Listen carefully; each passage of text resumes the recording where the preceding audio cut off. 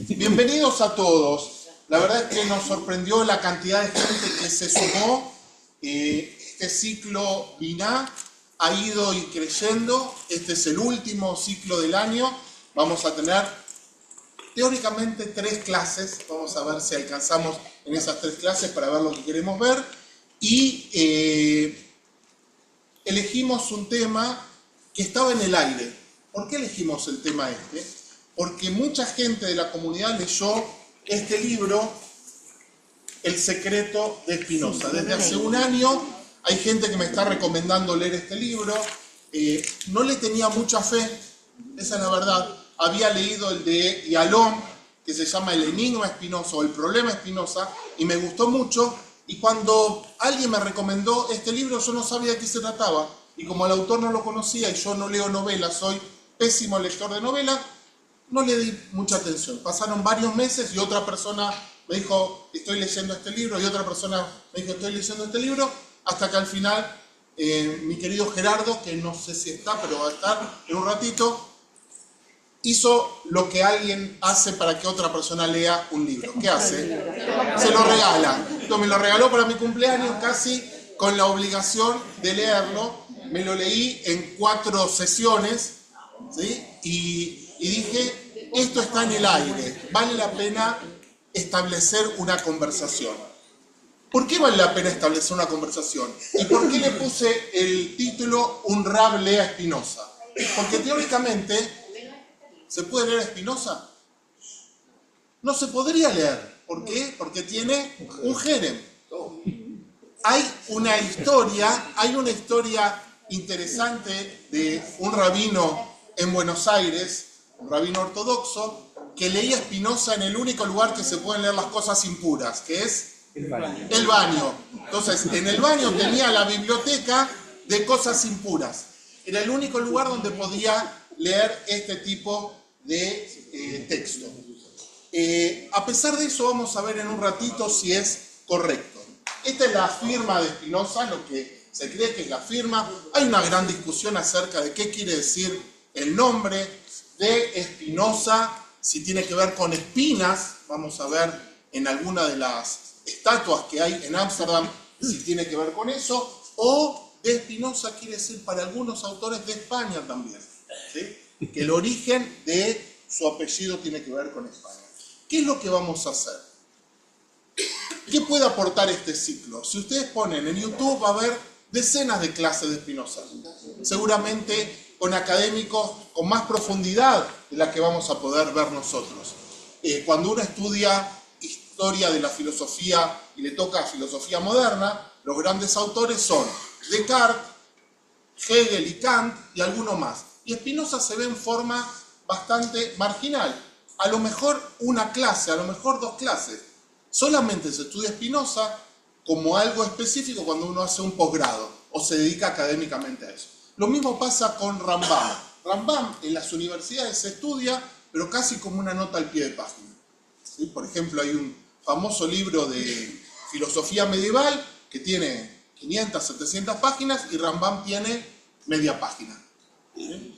¿Por qué? Porque no es un objeto de estudio profundo. Spinoza lo es, pero no dentro de la carrera de filosofía, sino como una especialización. Y ahí sí hay mucha profundidad. Entonces, ¿qué es lo que yo me propuse con este espacio? Primero y principal, aportar algo que no se va a encontrar en cualquier lugar que se estudie Spinoza. Por ejemplo, mi querido Tommy está haciendo un curso sobre la ética de ¿cuántas clases? 14. 14 clases, donde va a ver en profundidad la ética. La ética, entre otras cosas, habla de Dios. El primer apartado habla de Dios.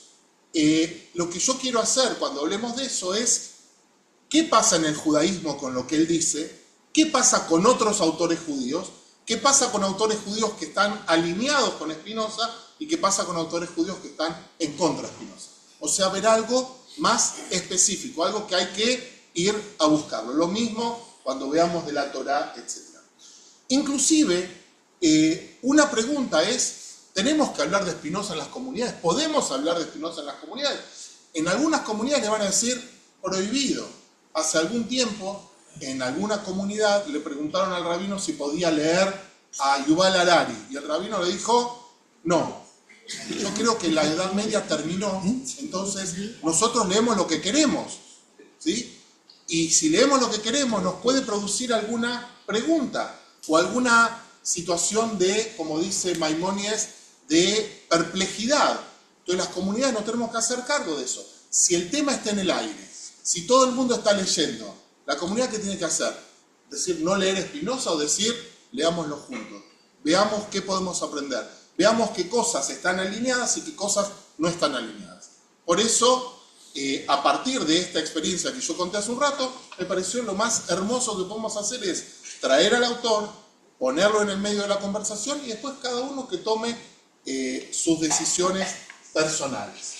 Lo que vamos a ver es un poquito quién fue Baruch Spinoza, pero no tanto en cuanto a biografía. En cuanto a quien quiere estudiar la biografía, lee esta, y si esta le parece muy larga, lea esta.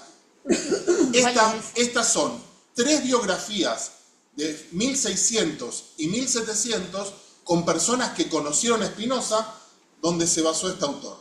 Este autor escribió este libro de unas casi 700 páginas, cuando uno las lee en 70 páginas acá. Este es buenísimo, esta es la base de estos libros. Y lo increíble, y esto es una cosa que a mí me sorprendió y fue, ahora les voy a decir el nombre, no tengan miedo. Una de las cosas que me pareció increíble es que está editado en Chile. Está editado por la UDP. Esto es una joya. Es un autor, un traductor argentino que vive en Berlín, que tradujo 3 biografías de Spinoza, uno del 1690, otra del 1700 y otra del 1730. Es lo más cercano a las personas que pudieron conocer al autor. Si no tienen tanto tiempo para leer esto, este libro vale la pena. Y la Universidad Diego Portales va a estar feliz, porque no sé si vende mucho de estos libros, pero va a estar contento. El lenguaje de este libro es un lenguaje antiguo. Este es un lenguaje novelado, ¿sí? Son 2 experiencias distintas, pero uno está basado en el otro. Hay que leerlos al revés, hay que leer primero este y después este, porque uno descubre cómo este autor rellenó la historia. Bien, y después responder una pregunta. Perdón, no dijiste, digamos. Este no tiene autor, se llama Vidas de Spinoza, de la UDP. En algunos de los sites que se compran libros online, como no nos publicitan todavía, no voy a decir cuál es, se consigue. Es un libro económico, vale la pena. Vidas de Spinoza. No. Son 3 biografías cortitas, 50 páginas, 70 páginas. Todo el libro este tiene 150 y es lo que se basó este autor, casi historia por historia. Y las 3 no son coherentes entre sí. Uno dice Spinoza venía de una familia rica, otro dice Spinoza venía de una familia empobrecida, ¿sí? Pero este autor lo que hace es unir todas las historias en una. Bienvenida, Galit, bienvenido. Te cité hace un ratito que gracias a vos tengo el libro, así que... Y por último, para mí es muy importante responder a una pregunta que tiene que ver con muchas reflexiones y muchos trabajos sobre qué quiere decir que Spinoza fue el primer judío moderno. ¿Qué quiere decir ser un judío moderno? Judío moderno quiere decir andar en monopatín, quiere decir otra cosa, en scooter. Quiere decir tener una mirada del mundo que tiene que ver con la modernidad. Eso es lo que vamos a tratar de ver en nuestras reuniones. Los 3 encuentros están basados en estas 3 cosas. Primero, el tema que más nos llama la atención y que para una persona que vive en el siglo XXI le incomoda, que es un jerem, que es una... No voy a decir excomunión nunca, voy a decir jerem siempre. Después voy a explicar qué es. Vamos a trabajar sobre eso. Y lo más importante, en la reunión de hoy lo que vamos a ver es el contexto. Vamos a tratar de entender quiénes son los que le hicieron el jerem. Hace un ratito me preguntaban quién decretó el jerem. Vamos a trabajar eso también. Y vamos a ver cómo funcionaba el jerem y vamos a estudiar acerca de la comunidad de Ámsterdam, de su historia de su tipología, etc. Eso es lo que vamos a hacer en la primera reunión y vamos a leer, por ejemplo, cuántos Haramot se hicieron en Ámsterdam. Vamos a tratar de entender qué pasó en otros lugares del mundo. Vamos a leer el Jerem que le dieron a Spinoza y vamos a leer otro que dieron un poquito antes para ver el tono y para tratar de entender por qué a este hombre se le habla en este lenguaje y por qué a este otro se le habla en otro lenguaje. A tal punto que hubo un rabino en la misma ciudad que le dieron Jerem por un día. ¿Sí? Solamente por un día. Y después, las últimas dos clases van a tener que ver con los temas más judíos de Spinoza, que son, ¿qué es la Torá? Y en ese sentido, Spinoza es un judío moderno, vamos a ver qué es lo que dice sobre la Torá y las mitzvot, cuál es la teoría de la Torá y las mitzvot, vamos a ver si está enraizado en la tradición judía, vamos a ver qué dicen otros autores judíos con respecto a eso, y por último, qué es el Dios de Spinoza, y si hay otros autores que están dentro, voy a usar una palabra a propósito, dentro del canon judío, que hablan en términos iguales o distintos. Este va a ser nuestro recorrido, este va a ser nuestro paseo, por eso le puse roadmap. Bien, esta es una de las figuras de Spinoza. Ustedes saben que para mí la próxima serie de Netflix va a ser de Spinoza. De verdad. Hay un documental que tiene 55 minutos. Si podemos llegar al final, voy a contar qué pasó cuando el documentalista pidió a la comunidad judía de Ámsterdam acceder a los archivos, qué le contestaron y qué contestó otro rabino sobre eso. Pero al final lo hizo el documental, dura 55 minutos y no está en ninguna de las plataformas tradicionales, a no ser que Diego lo consiga. Después te cuento. No, vi en un lugar donde está, pero es una de las plataformas muy específicas. Se llama 6 motivos para excomulgar a Spinoza. Y él trata de explorar las diferentes motivaciones de qué es lo que ocurrió. Esta es su tumba, está en La Haya, en una iglesia, no porque él se haya convertido al cristianismo, sino porque ahí estaban los cementerios.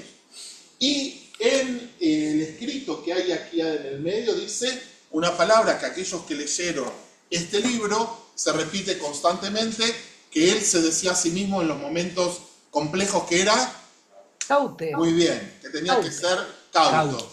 ¿Sí? Ahí está esa palabra también dentro de su tumba. Para aquellos que están en casa, yo les mandé el PowerPoint. ¿Sí? Por eso, si alguna vez no pueden venir, necesitan que estén registrados, avisan que no van a estar en la clase y le mandan este material para verlo de una manera directa. Este es el escudo de él, ¿sí? Baruch de Spinoza, con una rosa, teóricamente, porque la rosa tiene espinas, y ahí abajo está también su lema. Él era muy cauto, y la pregunta es, una de las preguntas que va a aparecer en un ratito es, ¿cómo una persona que 6 meses antes de la muerte de su padre dijo Kadish por un año entero, poquito tiempo después lo excomulgan? ¿Qué pasó con él? Que antes de eso iba todos los días, no sé si 3 veces por día, pero iba a decir Kadish. ¿Qué pasó? Pregúntele a los miembros de la asamblea. Vamos a ver, vamos a ver. Bien, de la biografía no vamos a hablar mucho, los libros están allí. Vivió pocos años, a los 24 fue excomulgado, o sea, en términos contemporáneos, un niño. ¿Sí? Murió en La Haya. Aquellos que leyeron las biografías saben que al final se dedicó al tema de pulir lentes y que un amigo le quiso dar un dinero, un estipendio para que pueda vivir. Él no lo quiso aceptar, negoció que en vez de 500 florines le dé 300 florines, porque él decía que no necesitaba mucho. En internet se ve cuáles eran las posesiones de él, que eran nada. Hay que entender también que nunca se casó, que nunca tuvo familia y que se dedicó a pensar y trabajar. Bien, los libros más importantes son los principios de... Estos son las tapas, ¿sí? De los libros. Algunos libros los editó en forma anónima, en especial el Tractatus. Solo 2 libros hizo en vida, que son el de Descartes y que con eso empezó a tener fama. Descartes es el gran pensador que comienza la modernidad, es el pensador que no habla acerca de la no existencia de Dios, sino que él todo el tiempo habla acerca de la existencia de Dios. Hay un autor contemporáneo que se llama Leo Strauss que dice que hasta el 1800 nadie escribe lo que piensa. ¿Sí? Lo dice con muchos autores. ¿Por qué no escribe lo que piensa? Porque si lo dice, corre el riesgo. Por eso también escriben en latín, que no es un idioma que todos entienden. Entonces, al ser un idioma para eruditos, hay muchas culturas que dicen, bueno, total lo van a leer pocas personas, no nos preocupa. El problema es si eso se difunde para todos. Es el primer trabajo. Cuando lo excomulgan, cuando hacen el Jerem, él empieza a escribir una respuesta. ¿En qué idioma escribió la respuesta? Portugués. En español. La respuesta la escribió en español. Es algo muy interesante. ¿Por qué? Porque en el mundo, y en esto la novela esta lo describe muy bien, en ese mundo el idioma yomi, el idioma diario era el portugués, el idioma culto era el español. Recuerden que esta gente es producto de la expulsión de España, que van a Portugal y después los expulsan de Portugal y empiezan a girar por diferentes lugares. Se produce una diáspora de judíos sefaradín, que son Ámsterdam, al final es la ciudad más importante, pero también hay en otros lugares, como en Londres, como en Livorno, con lugares que estamos hablando de las primeras vueltas de esta gente. Y después los libros póstumos, que ya estaban obviamente escritos, faltaba editarlos, la ética, el tratado político, una gramática hebrea. Recuerden, para los que leyeron la novela, que él empieza a ser invitado por círculos de libres pensadores que querían conocer la Biblia en su idioma original y necesitaban a alguien que hable hebreo. Entonces él escribe ese idioma. Recuerden también que inclusive en el Renacimiento el hebreo era visto como el idioma perfecto. Muchos de los pensadores renacentistas aprenden hebreo porque es como si fuera la lengua, ellos lo llaman la lengua adánica, la lengua de Adán. Entonces quieren hablar o conocer ese idioma.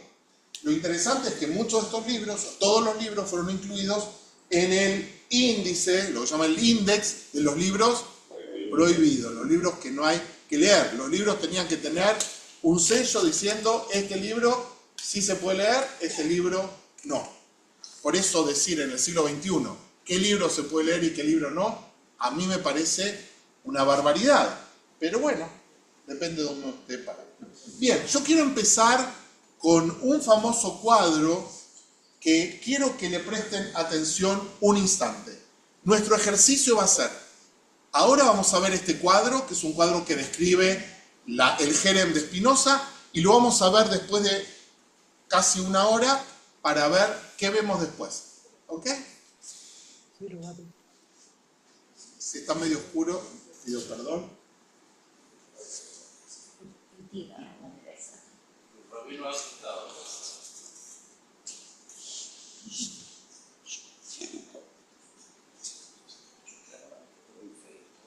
Bien, lo vamos a ver después otra vez, ¿sí? Pero aquí claramente el pintor puso muchas emociones, ¿sí? No todos los personajes tienen la misma sensación frente al mismo fenómeno. Unos le dan la cara, otros se esconden, otros tienen... Lo vamos a ver después. Hoy gay.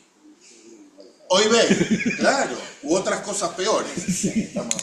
¿Qué sabemos de la comunidad española portuguesa? Los judíos españoles, se llaman españoles portugueses porque salieron de España, fueron a Portugal y volvieron a Ámsterdam, empiezan llegando de un grupo pequeño y empiezan a ser tolerados a diferencia de lo que pasa en otros lugares. Nosotros sabemos que hay viajeros que vienen de Inglaterra que se asombran de cómo los judíos caminan por la calle libremente, mostrando que son judíos. Fíjense, qué loco, ¿no? Pensar en algo así hace tantos años. Es una comunidad que tiene algunas particularidades. Las particularidades tienen que ver con ser afluentes, por ejemplo, que gente que rápidamente crece en sus negocios. Los negocios los hacen de varias maneras. Los hacen personalmente, porque saben el idioma del otro país, porque tienen familia que quedó en el otro país, o porque ellos van y vienen. Viven en Ámsterdam como judíos y van a España como nuevos cristianos. ¿Sí? Y hacen commuting entre los dos lugares de acuerdo a lo que le conviene. Y tienen una red que otras personas no tienen, pero eso también impacta en su identidad. Son judíos, son nuevos cristianos, son marranos. ¿Qué son? En algún momento ellos tienen que enfrentar esta situación. Entonces, la comunidad judía de Ámsterdam es una comunidad que empieza a crecer de a poco. Primero hay una sinagoga, después hay 2 sinagogas, después hay 4 sinagogas.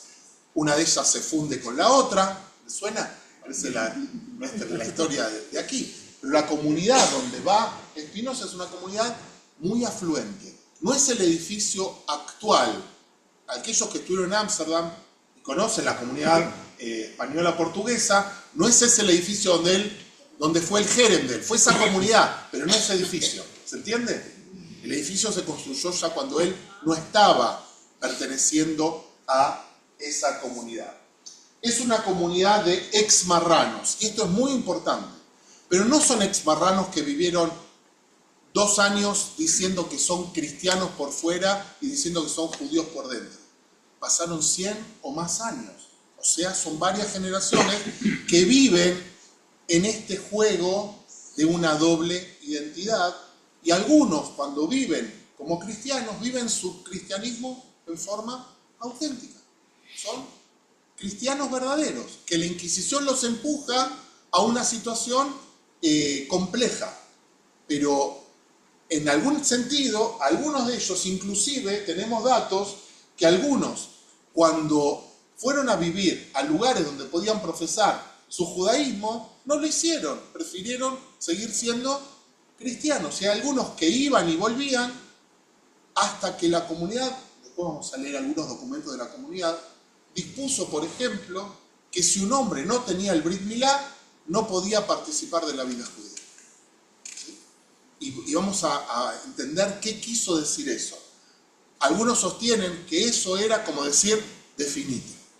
¿Qué querés ser? ¿Judío o cristiano? Algunos no querían hacerse el Brit Milá porque tenían miedo. Habían vivido persecuciones. Otros no querían hacerse el Brit Milá porque trabajaban en los dos lugares y se iban a España o a otros lugares, o a los reinos de España. No necesita ser España, sino los reinos de España podían caer bajo la Inquisición y ver que tenían hecho el Brit Milá y con eso morirse. Y otros no querían definirse, pues no podían definirse. Nosotros vemos la historia de este lado, pero hay que ver la historia de la familia. La familia había vivido 100 años como cristianos. Es verdad, tenían algunos ritos judíos, pero la teología habían sido educados en colegios de sacerdotes. Algunos eran sacerdotes, algunos eran dignatarios de la iglesia, y olvidar eso de un día para otro no es fácil. Esto implica que la misma comunidad de Ámsterdam, hay un documento que es increíble, que dice, para muchos de los judíos de Ámsterdam, la primer comunidad que vivieron es esa. O sea, no conocían una comunidad judía. Entonces tuvieron que inventar una comunidad judía. Inventaron una comunidad judía que no conocían. Y esa comunidad que inventaron, a veces tenía características que no era lo que vivían otros. Era una élite económica. Cuando hay una élite económica, tiene negocios con los no judíos. ¿Sí? Nosotros tenemos algunos documentos de viajeros que cuentan sobre el edificio de la comunidad. Si vamos a alcanzar, vamos a leer. Y también cómo eran los servicios religiosos. Hay un solo día que el Mahamad, los que leyeron algo de esto ya saben qué es el Mahamad, dispusieron que los no judíos no podían entrar. ¿Quién sabe qué día? Es muy difícil de saber. ¿Qué día? No. Domingo. No. No. No. El día de Purim. Puedes. El día de Purim no podían entrar los no judíos y los niños ashkenazim. Porque los niños ashkenazim son vistos como de segunda categoría. Los polacos, la palabra, dicen los polacos, eran personas que venían con una cultura distinta, con un poder económico diferente. Bienvenido, adelante. Ahí hay una silla y ahí hay otra, donde vos quieras. Solamente no me golpee eso. Bueno, es interesante. Recuerden que hay una comunidad en Latinoamérica donde los sefaradín son muy poderosos y donde reciben a otras personas, pero nunca están al mismo nivel. No vamos a nombrarla, no hace falta. Pero es interesante esto. Es interesante porque decían que los niños ashkenazim hacían mucho ruido en la sinagoga. A tal punto que la gente de la comunidad dispuso, fíjense, en contra de la tradición. Ese día no puede haber, ¿cómo se llaman? Matracas. No puede haber matracas. Para nosotros es lo más lindo y ellos no querían que haya eso. Una de las teorías es que ¿por qué no querían que entren las personas no judías? Porque ese día era un día así festivo, pero que está en el límite de lo vulgar. Entonces, los judíos que pertenecían a la élite, que hacían negocios con esta persona, ¿por qué iban a la sinagoga? Porque algún amigo tenían, ¿sí? A tal punto que habla de dónde tenían que sentarse también.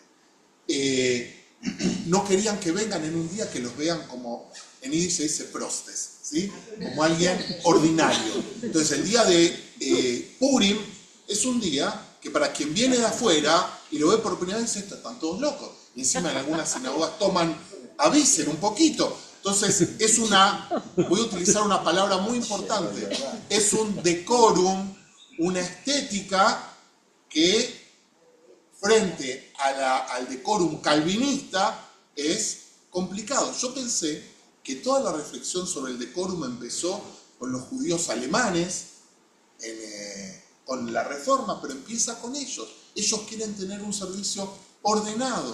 Hay personas que le ponen jerem porque caminan en la sinagoga durante las tefilot. ¿Les suena eso? Fíjense. ¿Por qué? Porque esta comunidad lo que quería hacer era reconstruir algo que nunca tuvieron, pero que de alguna manera querían construirlo con los parámetros estéticos que ellos tenían alrededor.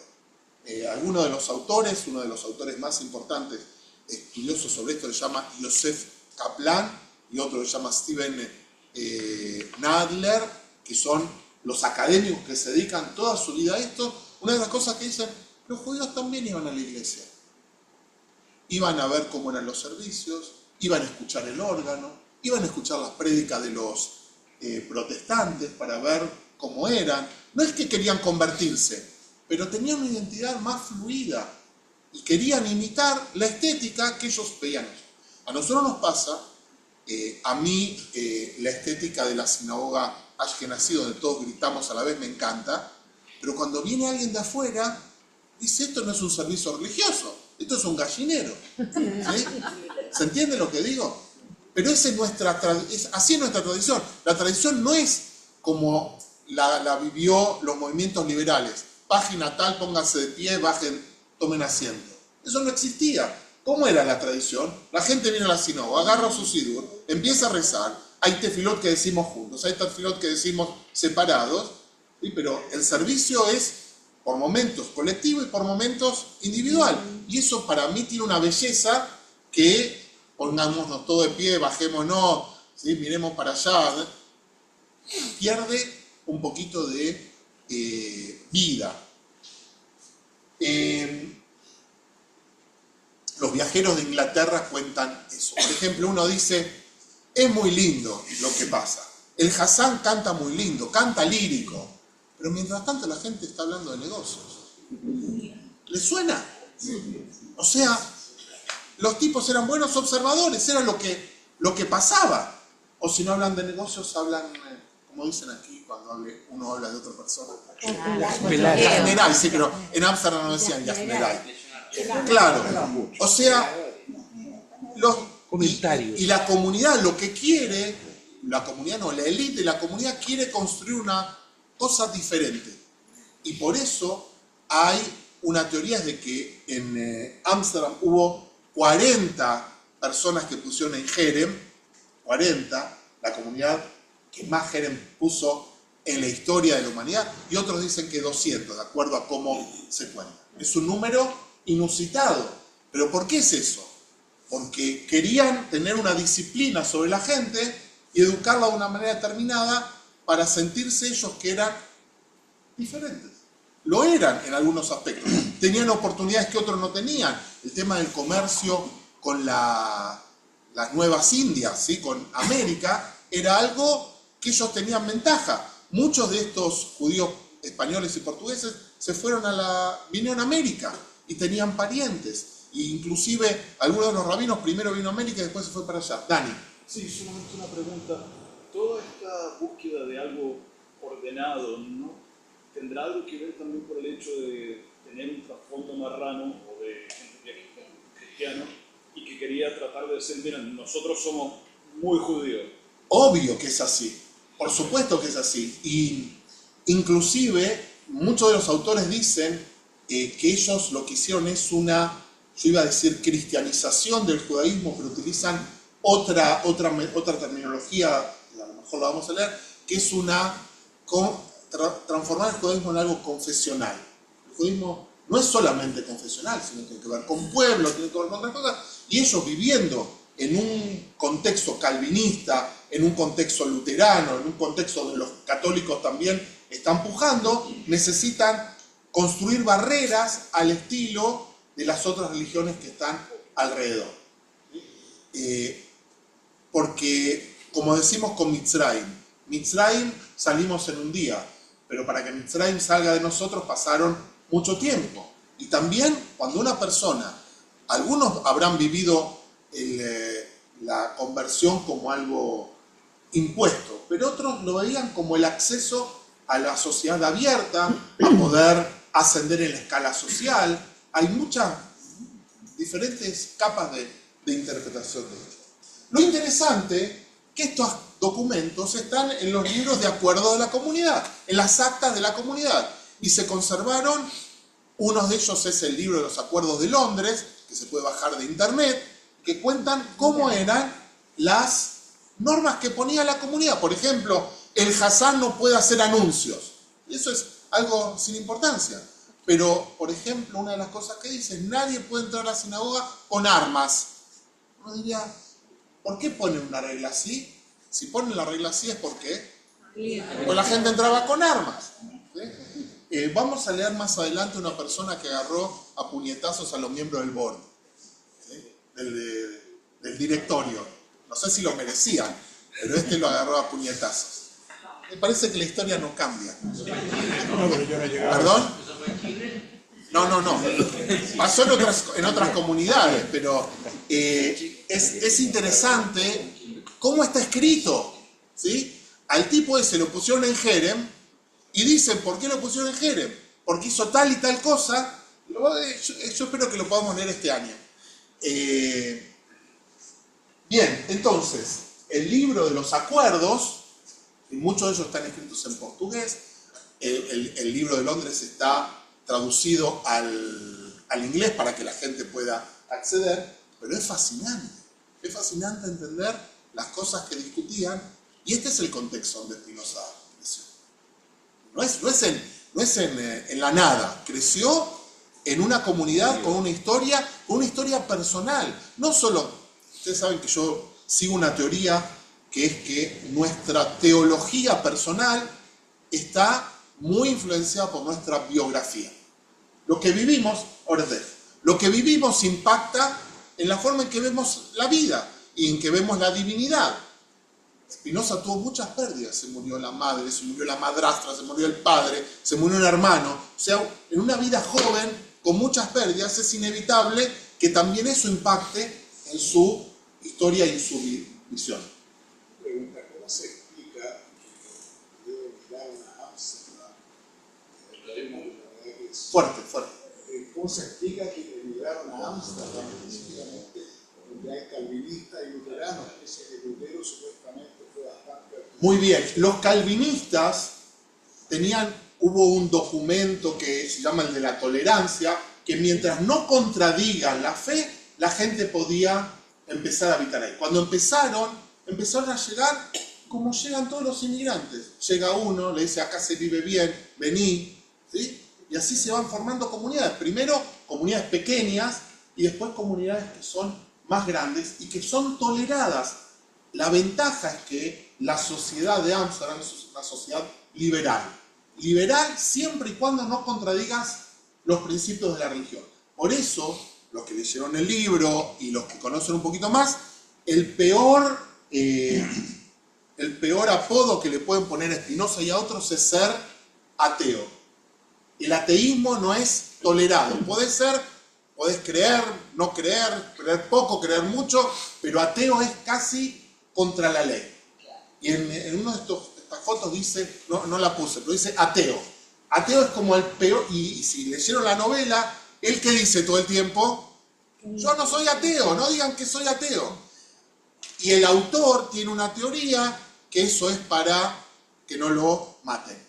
Hay que ver, él sigue la teoría de Yeshayahu Yobel, que en realidad era ateo, pero no podía decir, ¿por qué? Porque corría riesgo. Entonces lo disfrazó de otra manera. No estoy tan de acuerdo, pero es una de las teorías que hay. Había dos preguntas. Alex. Solamente quería decir que... Fuerte. Solamente quería decir, porque había la pregunta, ¿por qué Ámsterdam?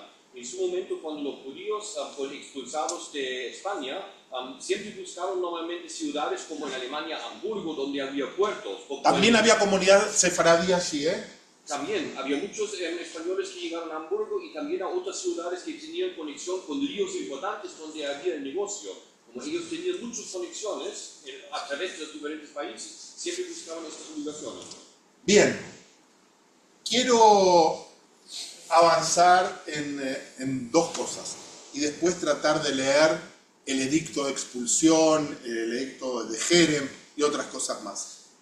Posiblemente no alcancemos a leer todo lo que quería ver en el día de hoy.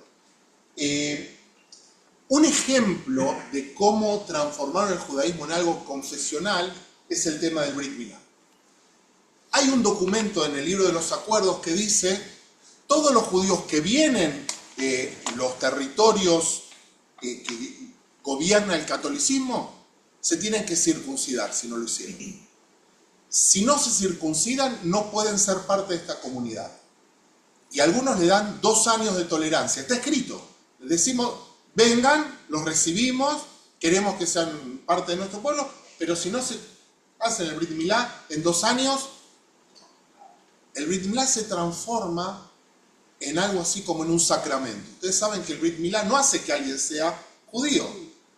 Para que alguien sea judío tiene que nacer de vientre judío o convertirse al judaísmo.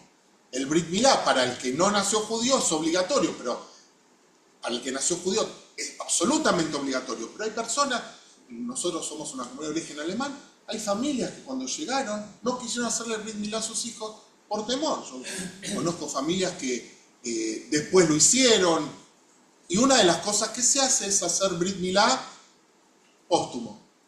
La comunidad judía de Ámsterdam y otras prohibieron hacer el Brit Milá póstumo. ¿Por qué? Porque querían que la gente confirme su judaísmo en vida. ¿Sí? Y eso es algo que el judaísmo no le exige. No es una cosa tradicional. Ellos tomaron casi el Brit Milá como el bautismo. ¿Y las mujeres? No eran tan preocupantes. Era muy importante. Porque no había Brit Milá.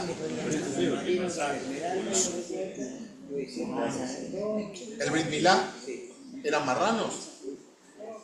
No, me imagino que no. Quiero contar una historia muy particular.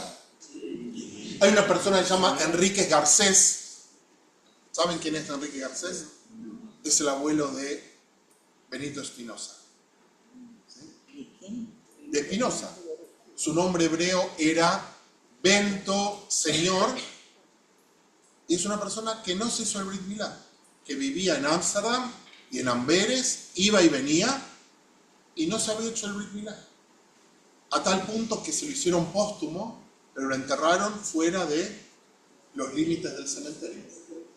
Porque la comunidad, y después de eso, llegaron a un acuerdo que ni siquiera iban a hacer Brit Milá. Venía gente a hacer Brit Milá de otros lugares, prohibieron. ¿Por qué? Porque el Brit Milá era un gesto de decisión de tu identidad. Como dije antes, algunos iban y venían a otros lugares y les convenía vivir en ambigüedad, y otros porque no sabían. Hay que tener un poquito de misericordia sobre esta gente que vivió gran parte de su vida y de su familia en otra cultura y que está ahora trasplantado a una vida que ni ellos sabían cómo ser judíos de verdad. Tuvieron que aprender. Los primeros rabinos no eran de Ámsterdam, los rabinos de Ámsterdam fueron después de 30 años que la comunidad estaba ahí. Tuvieron que traerlos de Italia o del norte de África, porque no había forma de educarlos. Pero de esa manera ya entendemos el tipo de comunidad que era, ya entendemos el tipo de vida que se vivía allí. Este es no sé si es el libro de los acuerdos.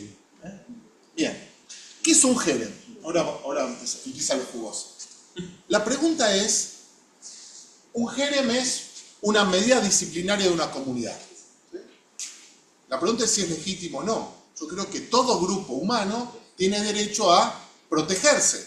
El tema es cuáles son los límites y cuáles son las motivaciones.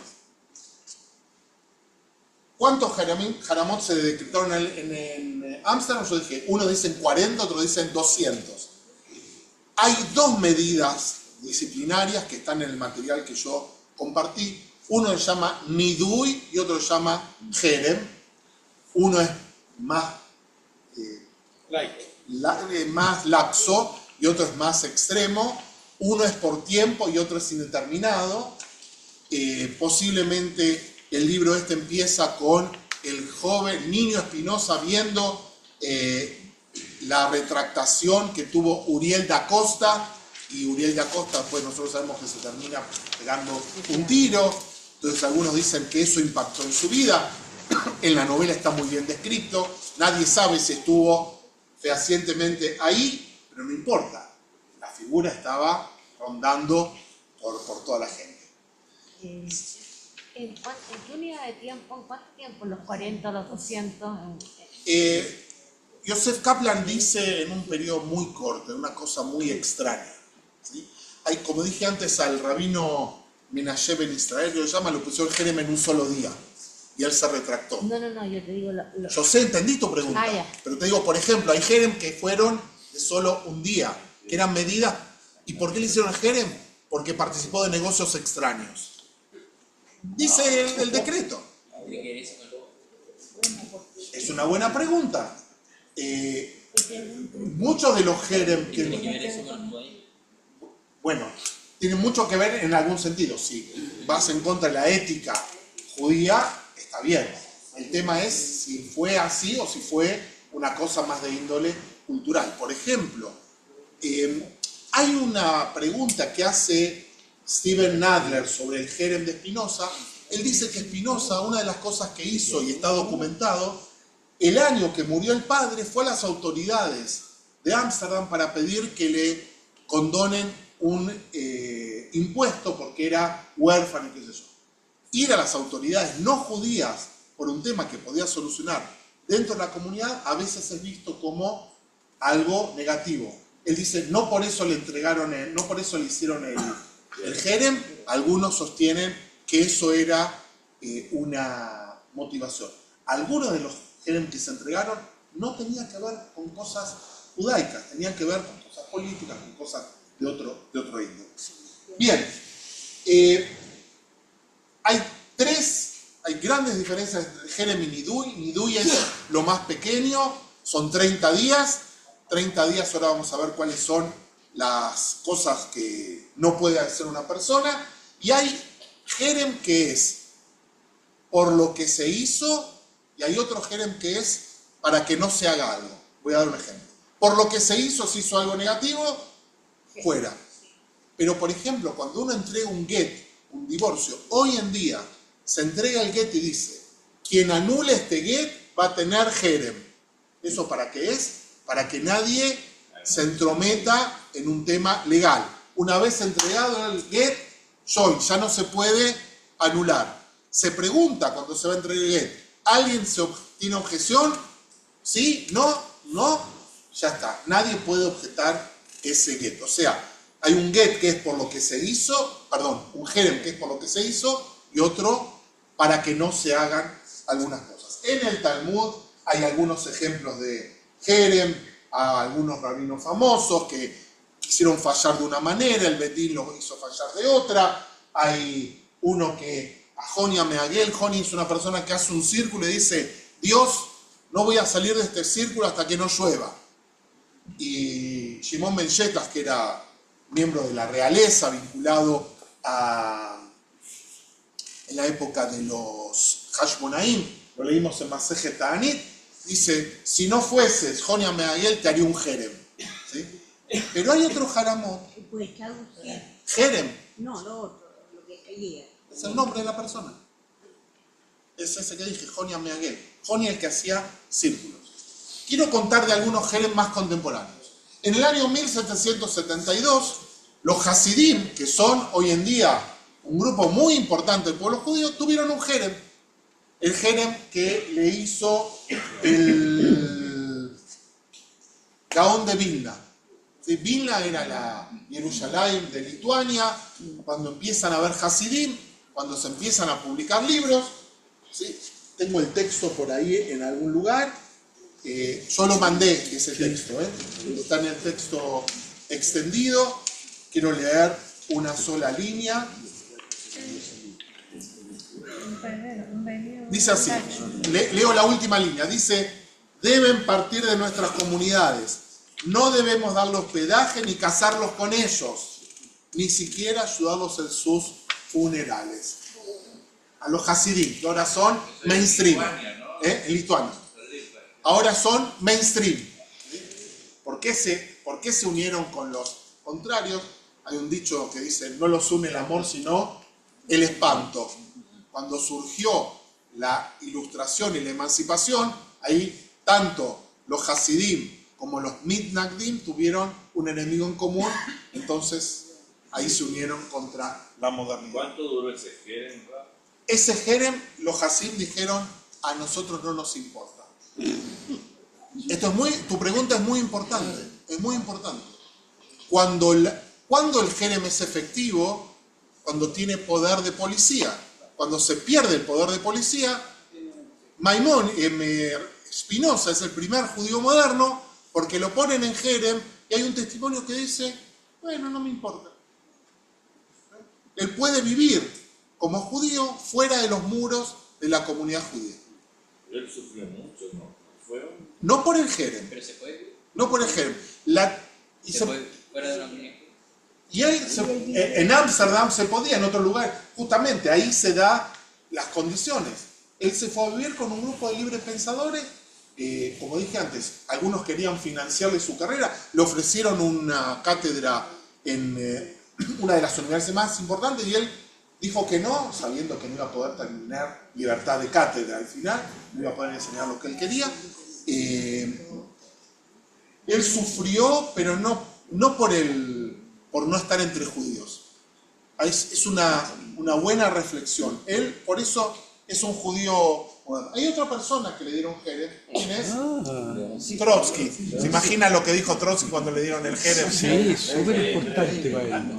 Hay un jerem más moderno, en el año 20, en Argentina, después que se desbarató la organización de trata de blancas llamada Tzvi Migdal, la comunidad judía hizo un jerem con estas personas. Tzvi Migdal, algunos dicen que era el nombre del jefe, otros dicen que era el nombre de la organización, tenía una red de prostitución que hay una persona que está estudiando a ver si la ramificación llegó a Chile. ¿Quién? Jorge Ceballos, exacto. Él está estudiando eso. Hay otro personaje. ¿Quién es este personaje? ¿Quién es? Es Mordechai Kaplan, muy bien.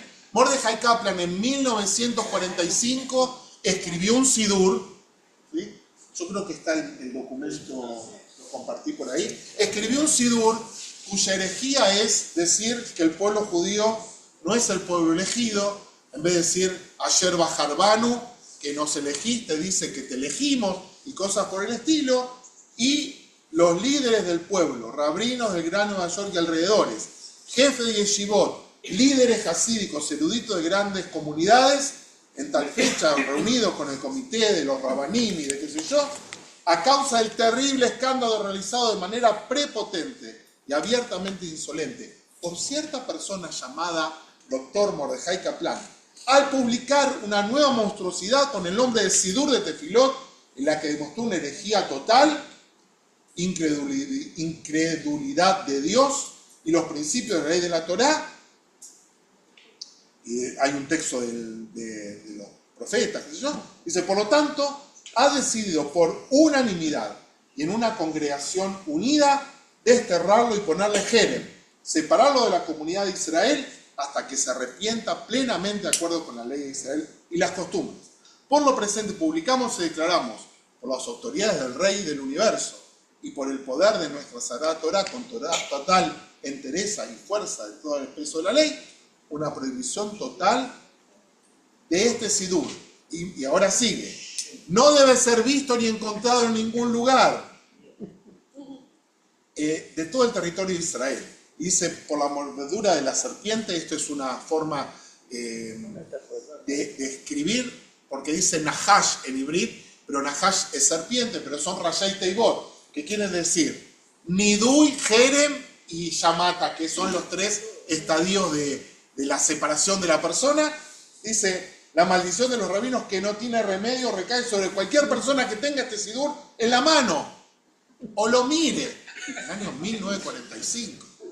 Señores, ¿quién puede? No, fue... ¿Qué hizo el señor Kaplan? ¿Qué hizo el señor Kaplan? Ya lo dije. Escribió un sidur. No, ¿qué hizo después? Espera. No puede ser. ¿Qué hizo con eso? ¿Se fue a romper imprenta? ¿Cómo la comunidad que él pertenecía respondió? Pero como ya no tiene poder universal, a nadie le importa lo que digan las personas. De verdad, miren, voy a seguir con dos jerem más. Sí. En el año 2006, ¿quiénes son estos? Son Neturei Karta, que fueron a Teherán, al Congreso de negación del Holocausto. ¿Sí? Entonces, el gran rabinato de Israel los puso en jerem. Ahora te dejo, Robin. Y a este personaje, ¿quién es? Timerman. En la comunidad judía se discutió si no tenía que hacerle un jerem, porque había firmado no se llegó a eso, pero él firmó el acuerdo con Irán. Bien. Robin. Sobre Mordejai Kaplan, Sí. el jerem lo hizo la Unión de Rabinos Ortodoxos, porque ya existía el movimiento reformista y el movimiento conservador. Obvio. Y él dijo, a mí no me importa. ¿Hay algún extremo? Hay dos cosas. A lo mejor no como jerem, pero sí durante el tiempo que en Estados Unidos existían los trabajadores que se llamaban las espaldas mojadas. ¿Sí? La Asamblea Rabínica hizo una prohibición de consumir productos que hayan sido inmigrantes ilegales, espaldas mojadas, porque pasaban los ríos y trabajaban casi en forma de esclavos. Y hay toda una serie de cosas así. Hay una experiencia interesante en la comunidad de Perú. En la comunidad de Perú, hace algunos años, un prominente judío tenía un negocio de captar dineros de la gente, en especial de los jubilados, y se quedó con el dinero de todos los jubilados. Y las tres comunidades, Ashkenazí, Sefaradí, conservadora, hicieron un decreto que esa persona no podía entrar en las comunidades. Estamos hablando de los años 2000 y pico. No conozco. Bien, la pregunta es, ¿por qué un joven que dijo Kadish por su padre durante, como dije antes, por tanto tiempo, después termina en jerem? ¿Se entiende la contradicción? Si vos vas a sinagoga mañana, tarde y noche, podés no ir y después terminar de esa manera. Algunos lo que sostienen es que él ya estaba con estas ideas y lo que empezó a hacer es difundirlas, contarle a la gente lo que él pensaba y contarlo en voz alta y compartir las ideas que eran heréticas. Hay un personaje que se llama Del Prado, un doctor muy famoso, que a su alrededor hay jóvenes que estudian con él, que viene también de España y que le pide a él que sea cauto, que no hable, pero llega un momento que este joven necesita hablar. Imagínense en este contexto, en un contexto de una comunidad que se transforma, dicho por algunos autores, en inquisidora. ¿Por qué? Porque es lo que vivió y para ser verdaderamente judío tiene que tener mano dura con otros.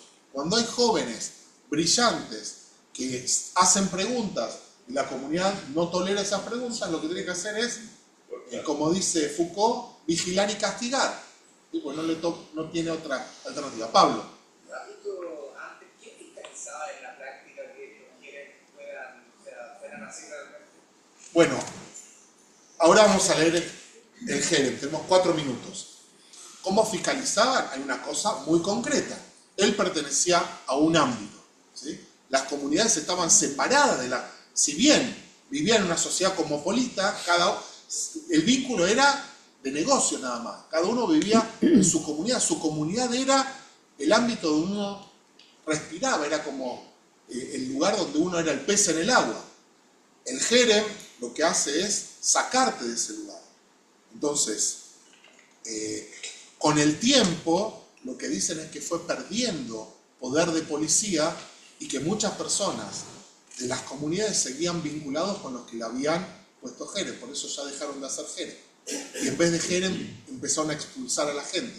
¿Por qué? Porque ya no tenía efecto, ya no ocurría nada. Es como, vuelvo al ejemplo de la comunidad de Perú. Si la comunidad de Perú, 3 comunidades se ponen de acuerdo en no dejar entrar a esta persona y hay una 4ª comunidad que lo deja entrar, no tiene poder. Pero la comunidad de Ámsterdam era la más importante, la sefaradí era la más importante y era la que ponía de alguna manera el ritmo de la vida judía. ¿Había otra pregunta? No. Ok. Todos los que tienen en su mano... yo tengo copias para compartir con ustedes.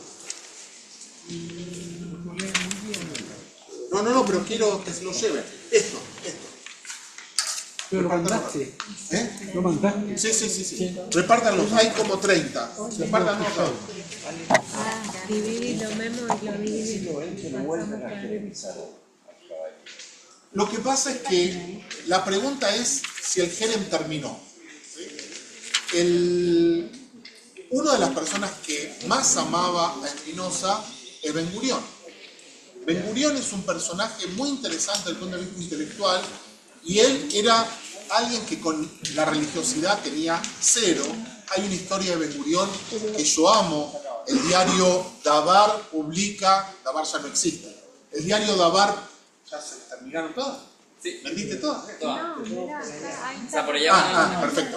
El diario Dabar dice, el primer ministro Ben Gurión ayunó en su casa de Sde Boker, el día de Yom Kippur. Ben Gurión exigió al día siguiente que el diario diga, el primer ministro no ayunó en ningún lugar, porque no ayuna en Yom Kippur. Pero él amaba a Spinoza. Y él le pidió al rabino Herzog, que era el rabino Rab Rashi, el abuelo del que ahora es el presidente de Israel, ver si podía levantar el Jerem. Y él le dijo que él no podía hacerlo, que tenía que hacerlo la autoridad local. El rabino de Ámsterdam tenía que ser el encargado y él se negó a hacerlo. Voy a contar un ratito un congreso que hubo hace pocos años sobre este mismo tema. Entonces, la pregunta es si se terminó el Jerem. Algunos dicen se terminó. ¿Por qué? Porque el rabino Herzog lo que hizo es un argumento jurídico. El Jerem era no estar con él, ya nadie puede estar con él, pero ya como él no está, se pueden leer sus obras. O sea, lo rehabilitó desde ese lugar. Hizo una trampa alágica. Esther, querías preguntar. No, lo de Ben Gurión que no lo escuché. Ben Gurión era alguien que admiraba mucho a Spinoza. Sí. Y él le pidió al rabino Herzog, que era el rabino principal, el abuelo del que es el presidente en este momento, que lo rehabilite. Y él le dijo, yo no puedo hacerlo, puedo estudiar el Jerem, pero el que tiene que rehabilitarlo en verdad es la autoridad local. sé si me adelanto un poco la pregunta, pero la base del Jerem es solamente alágica o tiene que ver con la incultura ya de la época, así como la iglesia alternativa ya cristiana que comulgaba en la misma época a los que pensaban ya de que el sol, que la tierra giraba alrededor del sol, o que la tierra... O Galileo, o Giordano Bruno, o lo que sea.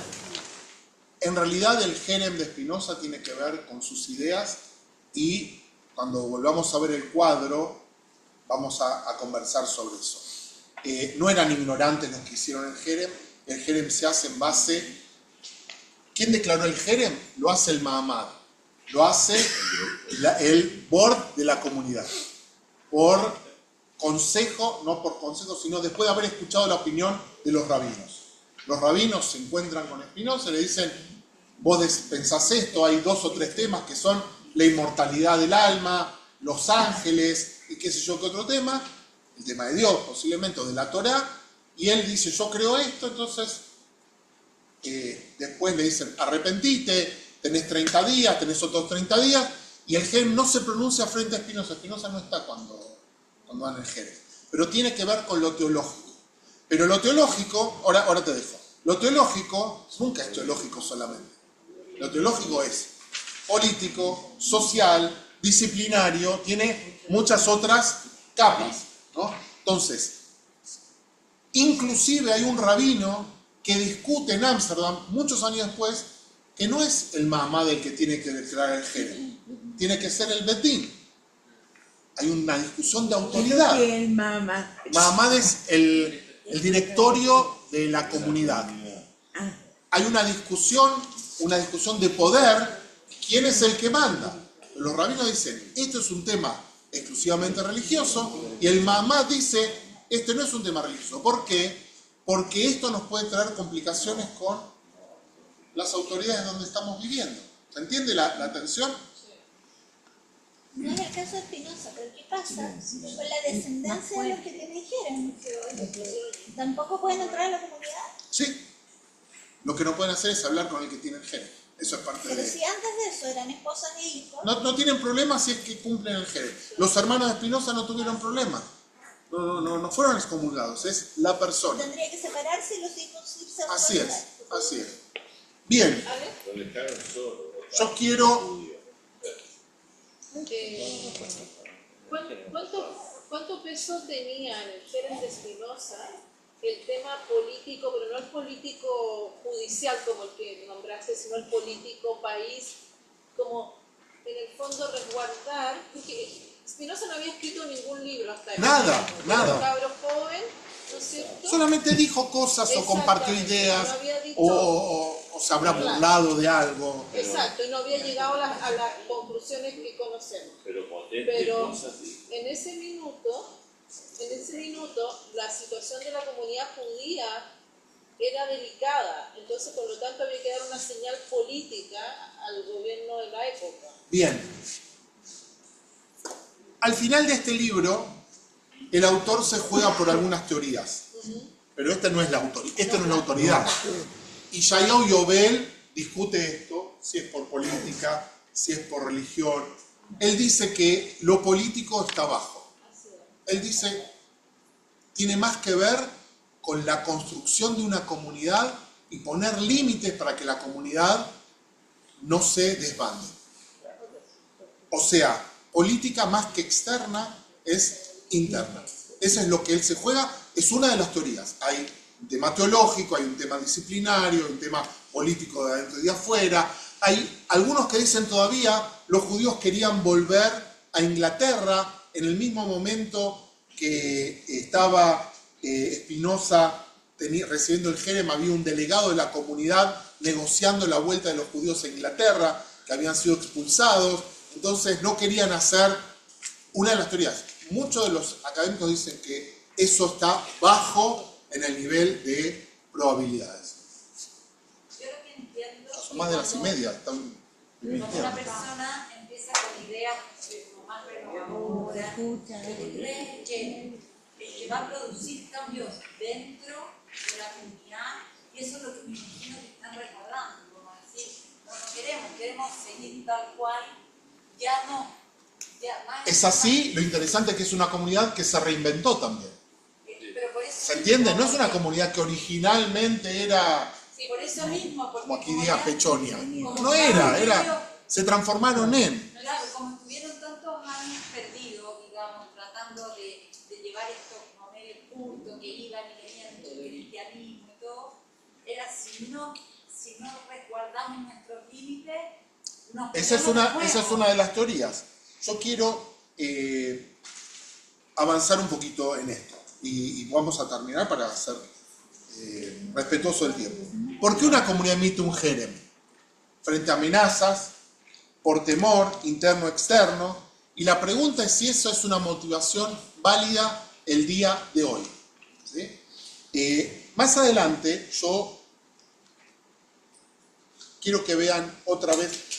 Nuestra próxima reunión va a empezar con la lectura del jerem, que no leímos hoy. Va a empezar con esa lectura y va a ajustar un poquito el jerem, y vamos a leer otro jerem que hicieron muy cercano y vamos a ver la diferencia. Cuando uno ve hasta ahora este cuadro, ¿cuál es el sentimiento que prevalece? ¿Qué les parece? Temor. Muy bien. Para mí tiene que ver con el temor. Hay odio, hay desconfianza, hay violencia, ¿sí? Pero hay también mucho temor. Mucho temor a las ideas, a lo que él propone, a lo que él trae. Esto no lo exculpa, sino lo que estamos diciendo es, le tocó vivir en esa época, en ese lugar, y ocurrió estas cosas. Vamos a ver posiblemente qué dice más adelante el Rav Kook sobre él y otros autores. Bien, entonces, la próxima semana les pido que lean el jerem para empezar con eso. Y vamos a ver un poquitito, vamos a estudiar qué es un jerem, cómo se hace, cómo se quita, y después ya vamos a ver el tema de la Torá en Espinosa. Vamos a leer de sus libros 2 textos, uno del Tractatus Teológicos Políticos, que es un libro muy importante, muy herético para muchos, pero hay que leerlo, y lo de Dios lo vamos a leer en la última clase. Buenas tardes a todos los que están en sus casas. Espero que hayan escuchado. Nos vemos la próxima semana. Muchas gracias.